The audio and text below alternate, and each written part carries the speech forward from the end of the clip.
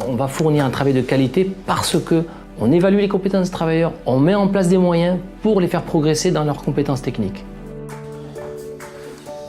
Le but principal, c'est non pas sur de la production, c'est vraiment de la valorisation et la professionnalisation des personnes en situation de handicap. Le temps de travail n'est pas quelque chose de primordial au début, c'est surtout la qualité et le savoir-faire qu'on privilégie au départ. C'est important pour le moniteur de connaître et de savoir les compétences qu'il a au sein de son équipe. Et du coup, en termes de gestion prévisionnelle aussi, de savoir quelles compétences il doit faire passer à son équipe en globalité. Donc Wikicap, c'est un super outil. Pourquoi? Parce que on formalise ce que nous on a toujours fait pendant des années, c'est-à-dire on a évalué des compétences techniques des travailleurs et là tout d'un coup on met ça sur informatique, on le développe avec plein de facilités pour évaluer les compétences techniques, pour évaluer les savoirs de base, pour évaluer le comportement. Donc c'est pour moi l'outil indispensable aujourd'hui pour un moniteur d'atelier.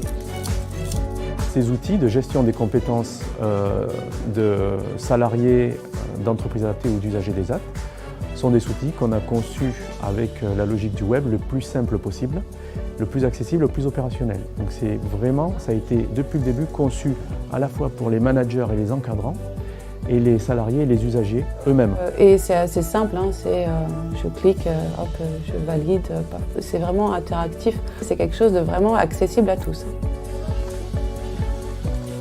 Alors c'est justement l'intérêt de cet outil-là, c'est qu'on peut, à un instant T, avec les personnes présentes, avoir la cartographie des compétences présentes dans l'atelier ou dans l'équipe.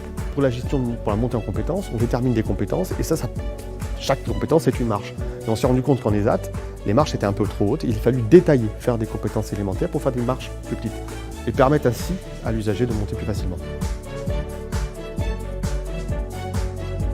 Cet outil-là permet d'avoir un portefeuille de compétences et ainsi pouvoir intégrer plus facilement, on va dire, le monde ordinaire, c'est comme ça que tout le monde l'appelle, et être dans l'inclusion. Je pense qu'on est précurseur aujourd'hui dans cette démarche-là et que cet outil-là, il ne fait que démarrer et il va continuer à se développer et à être encore plus efficient. Voilà. Et pour moi, il faut que tous les ESAT aujourd'hui en France aient ce genre d'outil.